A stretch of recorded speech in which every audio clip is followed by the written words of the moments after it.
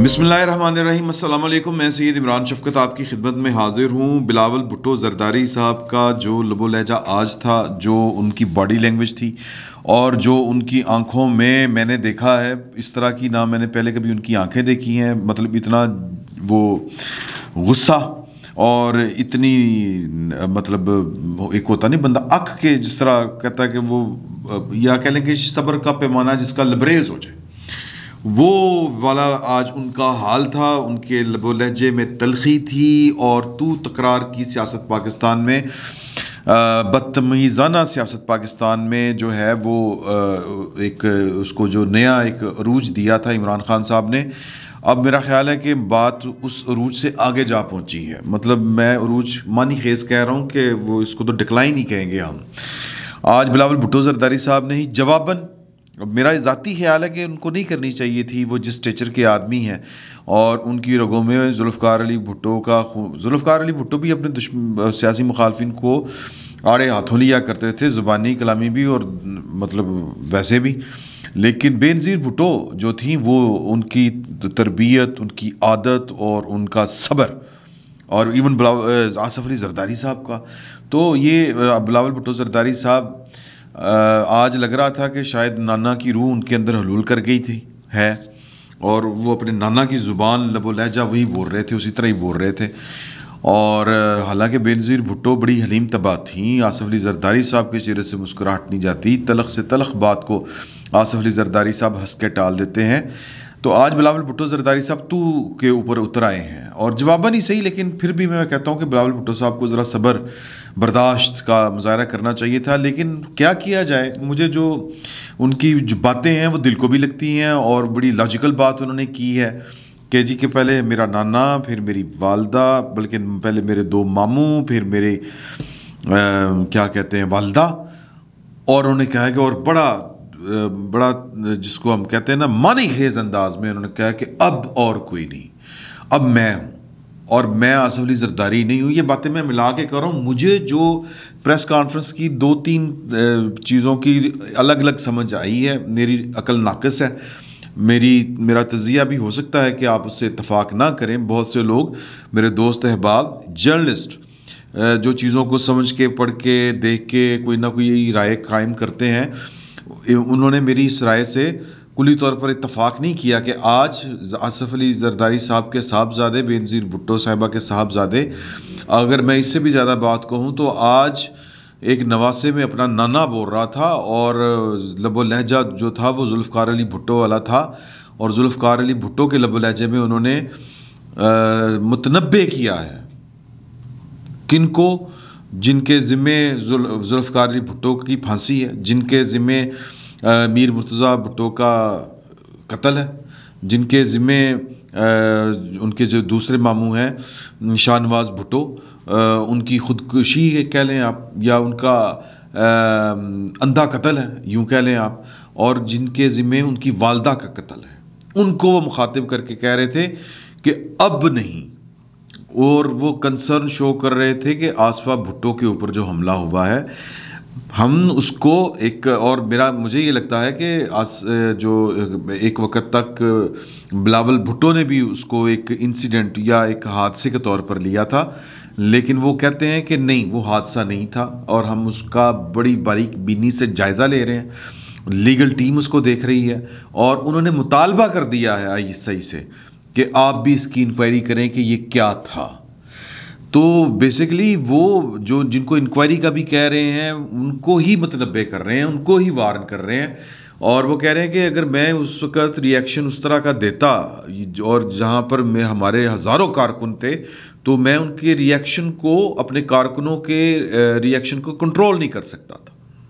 और उन्होंने जो बात कही है कि जी फिर हम उसको देख रहे हैं, ISI भी देखे, और मज़ीद में हम ये अब बर्दाश्त नहीं करेंगे अब जो होगा, और जो रिएक्शन आएगा अगर कुछ हुआ तो फिर वो रिएक्शन ना पाकिस्तान ने देखा है, किसी और ने नहीं देखा, और कोई वो देखना भी नहीं चाहेगा। मुझे मतलब मैं कह रहा हूँ ना कि इस प्रेस कॉन्फ्रेंस के जो बिलावल भुट्टो ज़रदारी साहब ने किए, इसके पोर्शंस हैं। एक पोर्शन है आसफ़ा भुट्टो ज़रदारी से मुतल्लिक और दूसरा पोर्शन है आसिफ अली जरदारी साहब के मुतल्लिक, और कहते हैं कि ये दोनों चीज़ें नाकाबिले बर्दाश्त हैं। कल वज़ीर आज़म ने कहा कि वो मेरी बंदूक के निशाने के ऊपर हैं, तो उन्होंने, मुझे तो लगता है कि ये भी उन्होंने अलामती बात ही कही कि वो मेरी बंदूक की नशिस्त कह दिया था उन्होंने। शिस्त होता है, शिस्त वो होता है जिससे निशाना लेते हैं ना, वो बंदूक की नाली के पीछे एक होती है, वो यूं करके एक चरी सी बनी होती है, और वहाँ से आगे जो बंदूक की नाली की नोक के ऊपर वो होता है यूं करके जो बना होता है, वो निशाना लेने के लिए होता है, तो उसको शिस्त कहते हैं उर्दू में।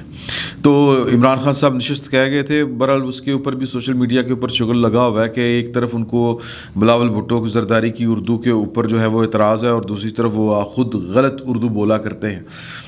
हालांकि मेरी भी इतनी कोई अच्छी उर्दू नहीं है, मेरा भी तलफ़्फ़ुज़ जो है वो पंजाबियों वाला ही है, ज़ाहिर है पंजाबी हूँ।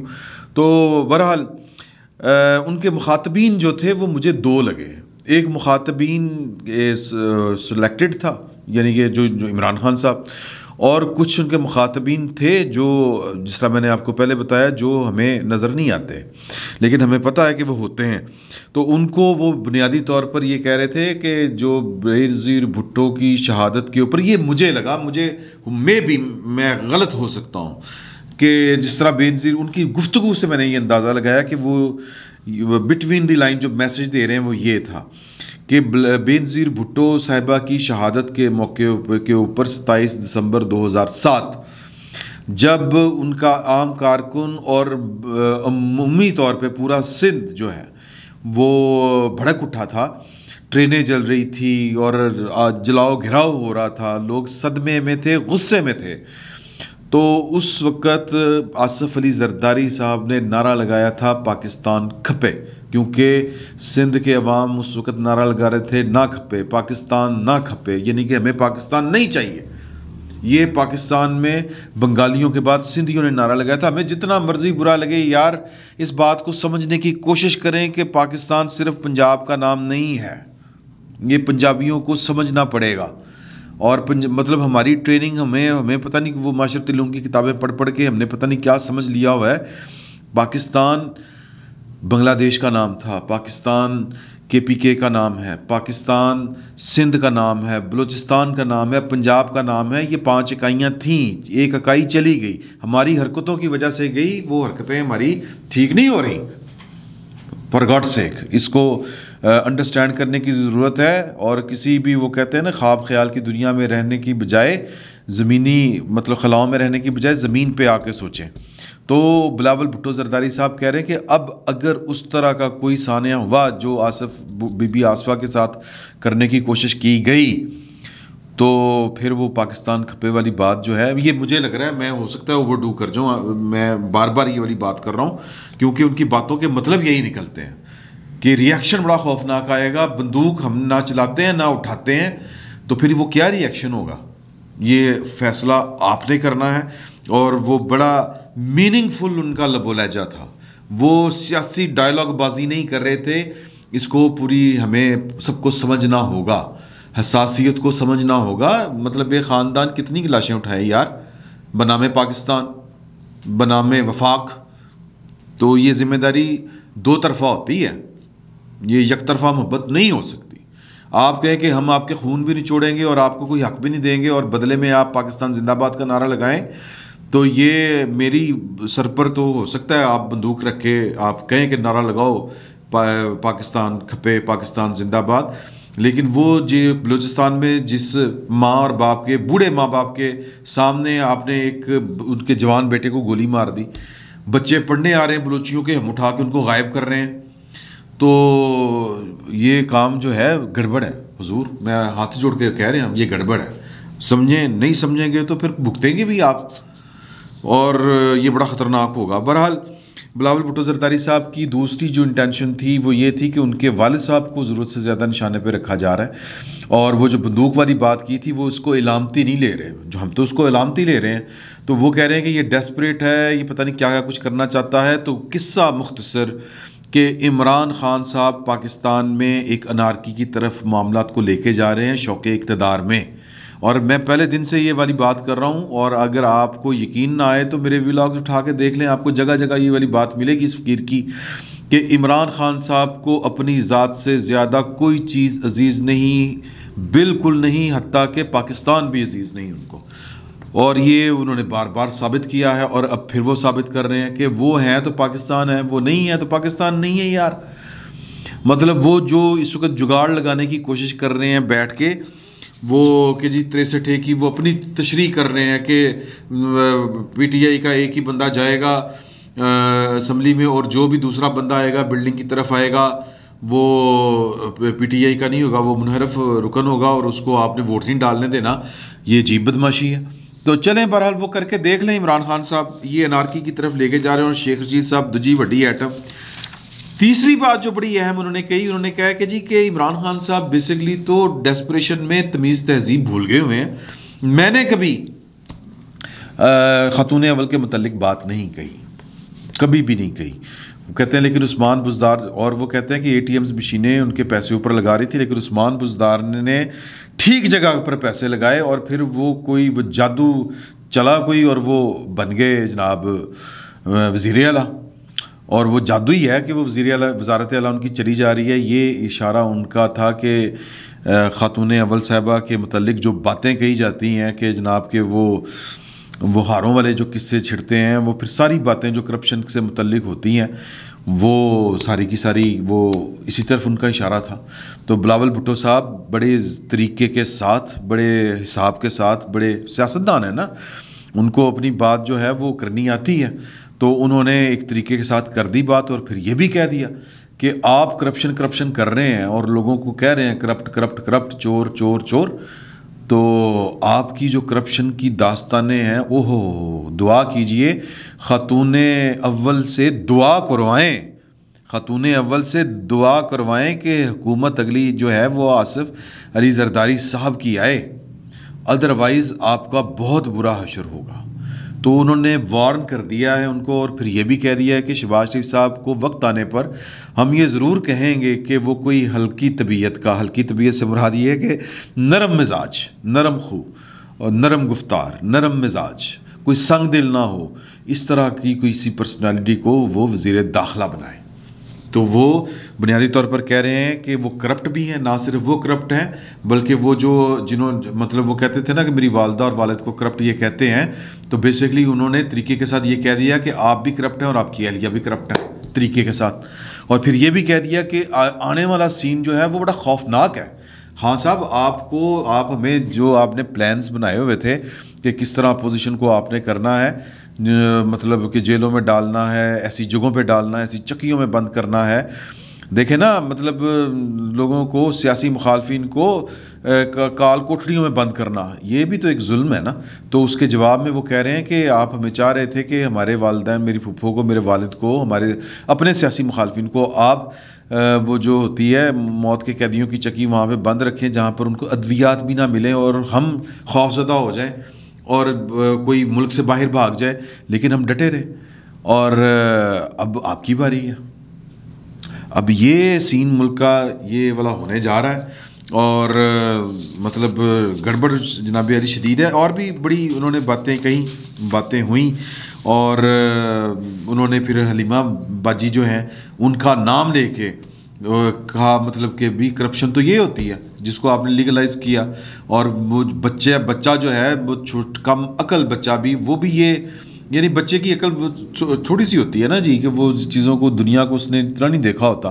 तो वो कह रहे हैं कि वो बच्चा इस मुल्क का वो मानने को तैयार नहीं है कि सिलाई मशीन चला के आपकी बाजी हलीमा ने अमेरिका में वो जायदादें बना ली हैं और ख़ुद आप क्रिकेट के खिलौने बेच के अभी तक अपना किचन चला रहे हैं। तो ये 2 नंबरी अब आपकी बेनकाब होने वाली हैं।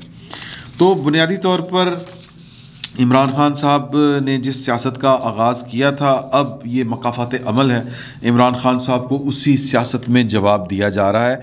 बिलावल भुट्टो ज़रदारी अपनी प्रेस कॉन्फ्रेंस में बार बार वो रूटीन में जिस तरह आप करके गुफ्तगू करते हैं वो करते थे, फिर जानबूझ के तू कहते थे, तू, ये उनका आज का स्टाइल था और खौफनाक चीज़ें डेवलप हो रही हैं।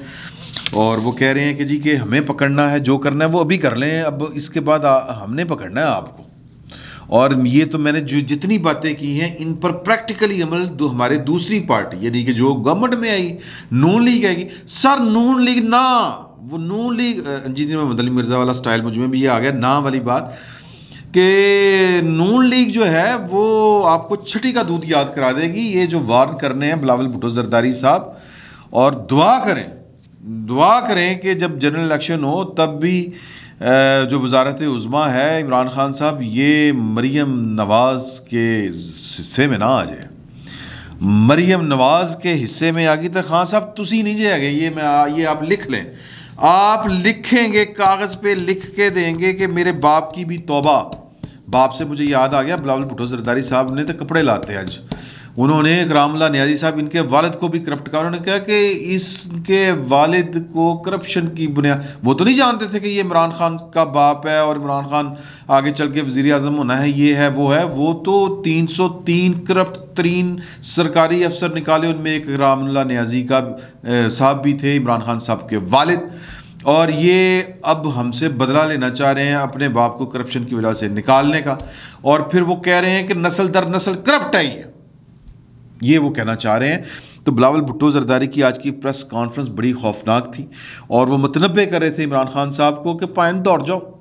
और ये मैं भी कह रहा हूँ कि इमरान खान साहब, ये जो चक्की है ना उसकी मच्छ जेल की, वो वहाँ पे जाना है आपने, क्योंकि आपके जो है ना वो लक्षण बता रहे हैं कि आपके साथ बहुत बुरी होनी है। तो सर दौड़ लाओ, और 15 तारीख को वैसे भी कुछ होने वाला है, तो बेहतर उस तो पहले दौड़ लाओ। अदरवाइज़ मरीम नवाज़ अगर जनरल इलेक्शन के बाद पाकिस्तान की वज़ीर आज़म बन गई तो आप लिख के देंगे कि मेरे प्यो दी भी तौबा कि मैं सियासत की तरफ जो है वो देखूं, सोचूं और इस्लामाबाद की तरफ मुंह करके छींक भी मार दूं।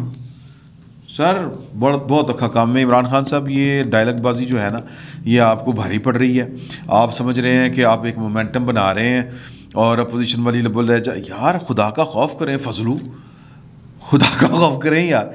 बहरहाल जी, जिन्ना खादियाँ गाजर ढिड उन्होंने पीड़, हमारे यहाँ पंजाबी में कहा जाता है। खान साहब ढिड पीड़ होने लगा टाडा, और दिन थोड़े रह गए ने, बचत करनी कर लो। बिलावल भुट्टो जरदारी जैसा एक हलीम तबा, एक यंग, एक वो क्या कहते हैं कि सीखा सिखाया बच्चा, वो तहम्मुल बुर्दबारी जो वो जनाब बिहेव करता है नाइसली, जो नाइसिटी, वो एक बिहेव करने का एक तरीका होता है बहुत ही शुस्ता अंदाज में, बड़े तरीके के साथ, वो तू पे आ गया। हाँ साहब आपकी खैर नहीं है। फिल वक्त इतना ही, बहुत बहुत शुक्रिया। कुछ और सोच लें।